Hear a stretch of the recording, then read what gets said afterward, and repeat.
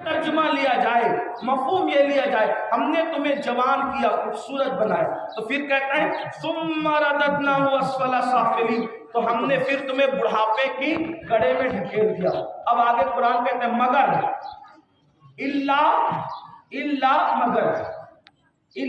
مگر اب الا الذین آمنوا، مگر جو ایمان لائے، وعملوا الصالحات، تو جو ایمان لائے اور نیک عمل کیے وہ اس گڑھے سے بچیں گے۔ تو کیا مطلب نکل رہا ہے؟ مطلب یہ ہے کہ جو ایمان لا کر اچھا عمل کریں گے اللہ اس کو بڑھاپے سے بھی بچا دے گا۔ توجہ فرمائے، اللہ اس کو بڑھاپے سے بھی بچا لے گا۔ آپ کہیں گے کیا مومن بوڑھا نہیں ہوتا؟ یہی تو بات ہے، مومن کے بال سفید ہو سکتے ہیں مگر وہ بوڑھا نہیں ہوتا۔ اس لیے کچھ لوگوں نے کہا ہے کہ محمد کے غلاموں کو بڑھاپا آ نہیں سکتا۔ حضرت سلمان فارسی نے 200 سال سے بھی زیادہ کی عمر میں جنگیں لڑی ہے۔ آپ غور فرمائیں، سرکار غریب نواز نے 60 سال کی عمر کے بعد شادی کی اور اللہ نے آپ کو 4 اولادیں عطا فرمائی 60 سال کے بعد۔ یہاں تو 60 سال کی عمر میں کھڑے ہو کے نماز پڑھنے کی بھی اوقات اور حیثیت نہیں بچتی، اور غریب نواز 60 سال کی عمر میں شادی کر کے 4 بچوں کے باپ بننے۔ پتا چلا جو الا الذین آمنوا وعملوا الصالحات کا عامل ہوگا 60 سال میں بھی اللہ 30 سال سے زیادہ جوانوں سے اس کو طاقت و قوت عطا فرمائے۔ لوگ کہتے ہیں معجون کھائیں، یہ دوا کھائیں، وہ دوا کھائیں تو جوانی قائم رہتی ہے۔ قرآن کہتا ہے ایمان لانے کے بعد نیک عمل کر، نیکی کی اور ایمان کی وہ طاقت ہے کہ خدا تیرے جسم میں بھی طاقت دے گا، تیری روح میں بھی طاقت دے گا۔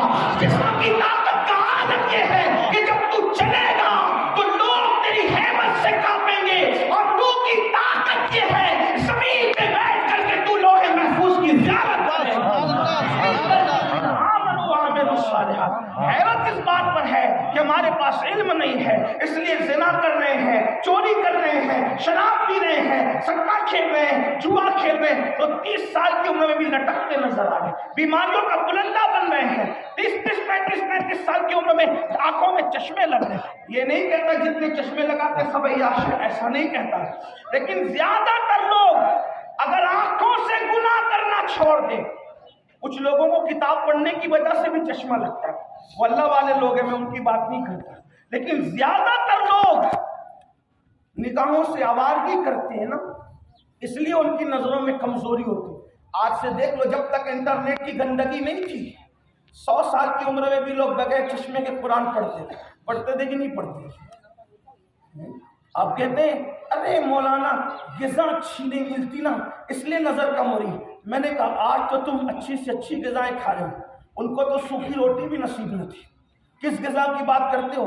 غریب نواز 3 دن کے بعد روٹی کا پاؤ ٹکڑا کھاتے تھے، پاؤ ٹکڑا، وہ بھی سوکھا ہوا اور نمک کے پانی میں بھگو کر کھاتے تھے۔ کون سی غذا تھی ان کے پاس؟ آپ تو اے سی میں بیٹھتے ہو، وہاں اے سی کا کیا تصور تھا؟ اب تو پنکھے میں بیٹھتے ہو، وہاں پنکھے کا کیا تصور تھا؟ یہاں تو اچھے کپڑے، اچھے کپڑوں کا وہاں کیا تصور تھا؟ سرکار غریب نواز ہندوستان آ کر کے زیادہ تر وقت انا ساگر کے کنارے ایک درخت کے نیچے بیٹھ کر کے گزار دی، لیکن دیکھو بڑھاپے کا کوئی اثر زندگی پہ نظر نہیں آتا۔ روٹی کا پاؤ ٹکڑا 3 دن کے بعد 1 دن کھاتے، وہ بھی افطار میں کھاتے ہیں 3 دن کے بعد۔ یہاں تو 1 دن میں 3 ٹائم کھا کر بھی لٹکے ہوئے ہیں، چہروں پہ جھریاں ہیں، نوجوانوں کے چہروں پر جھریاں ہیں۔ وجہ پاپ کر رہے ہو، راتوں میں جرائم کر رہے ہو، اپنے آپ پہ ظلم کر رہے ہو۔ قرآن کہتا ہے جو ایمان لائے اور نیک عمل کیے اللہ ان کو بڑھاپے کے، جس کو لوگ بڑھاپا کہتے ہیں، اس کے گڑھے سے بچا۔ اسی لیے آپ دیکھیں حضور اکرم صلی اللہ علیہ وآلہ وسلم 63 سال کی عمر میں بھی بوڑھے نہیں ہوئے تھے، بڑھاپے میں بھی سے آپ محفوظ ہیں۔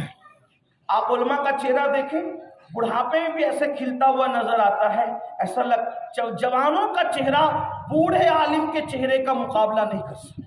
آپ دیکھ لیں علماء جو واقعی عالم ربانی ہیں ان کے چہرے دیکھ لیں، جیسے جیسے عمر ڈھلتی جاتی ہے چہرے پہ شباب آتا جاتا ہے، رونقیں آتی جاتی ہے۔ میرے آقا